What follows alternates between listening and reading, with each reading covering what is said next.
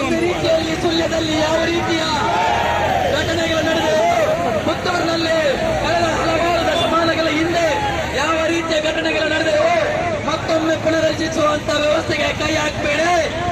ನಾವೆಲ್ಲರೂ ದೇಶ ಪ್ರೇಮಿಗಳು, ದೇಶದ್ರೋಹಿಗಳಲ್ಲ ಎಂಬ ಎಚ್ಚರಿಕೆ ಮಾತುಗಳನ್ನು ಈ ವೇದಿಕೆ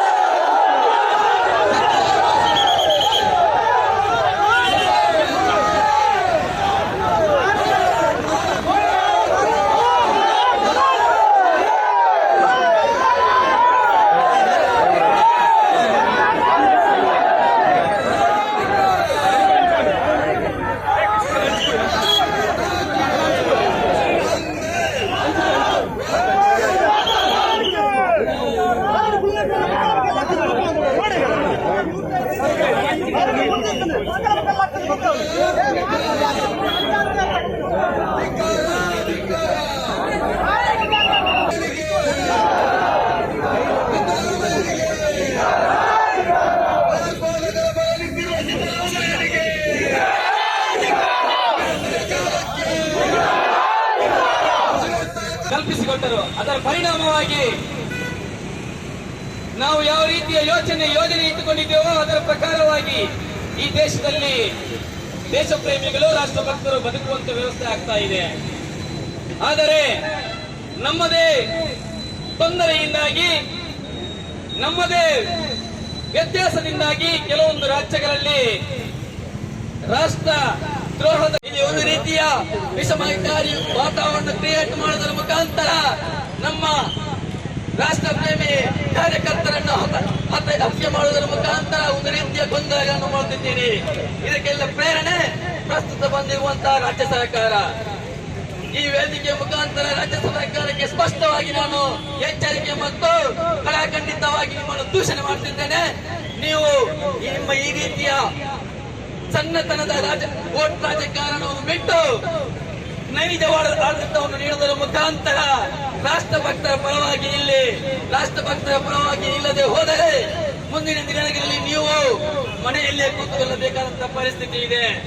ಹಾಗೆ ಮುಂದುವರಿದು ಇದೇ ಭಾಗದ ಶಾಸಕರು ಕೂಡ ಹಿಂದೂಗಳ ಮತ ಬ್ಯಾಂಕಿನಿಂದ ವಿಜಯಿಯಾಗಿರುವಂತಹ ಈ ಭಾಗದ ಶಾಸಕರು ಕೂಡ ಈ ಕೃತ್ಯದ ವಿರುದ್ಧ ಪಾಕಿಸ್ತಾನದ ಪರವಾಗಿ ಘೋಷಣೆ ಕೂಗಿದಂತಹ ವ್ಯಕ್ತಿಗಳ ಪರವಾಗಿ ಆಗಲಿ, ಮೊನ್ನೆ ಆಗಿರುವಂತಹ ರಾಮೇಶ್ವರ ಕೆಫೆಯಲ್ಲಿ ಆಗಿರುವಂತಹ ಬಾಂಬ್ ಸ್ಫೋಟದ ವಿಷಯದಲ್ಲಾಗಲಿ ಏನೋ ಒಂದು ರೀತಿಯಲ್ಲಿ ಯಾವುದೇ ಪ್ರತಿಕ್ರಿಯೆಯನ್ನು ನೀಡದೆ ಯಾವ ದೇಶದ್ರೋಹಿಗಳಿದ್ದರೆ ಅವರ ಪರವಾಗಿ ಇರುವ ರೀತಿಯಲ್ಲಿ ಯೋಚನೆ ಮಾಡ್ತಿದ್ದೀರಿ. ನಿಮಗೆ ಇನ್ನೂ ಅವಕಾಶವನ್ನು ಕೊಡುತ್ತಿದ್ದೇನೆ.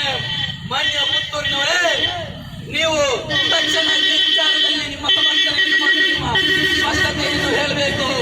ನೀವು ಇಲ್ಲಿರುವಂತಹ ಬಹುಸಂಖ್ಯಾತ ಬಂಧುಗಳ ಒಟ್ಟಿನ ಮುಚ್ಚೆಯಾಗಿರುವರು. ಹಾಗಾಗಿ ನೀವು ಮೇಲೆ ಕುಳಿತುಕೊಂಡಿರುವಂತಹ ಆಡಳಿತ ಪಕ್ಷದವರ ರೀತಿಯಲ್ಲಿ ನೀವು ಮಾಡದೆ ತಕ್ಷಣ ನೀವು ಬೆಳಿಗ್ಗೆ ಎದ್ರೆ ಹಿಂದೂ ದೇವಸ್ಥಾನಗಳಿಗೆ ಹೋಗಿ ಕೈ ಮುಗಿದು ಬರುವವರು.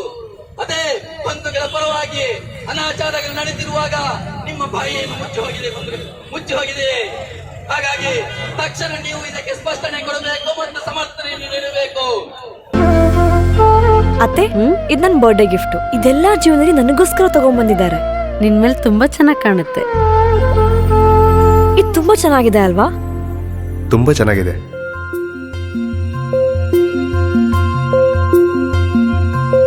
It will look really good on you. Amma? Huh? Mother is always son's first love.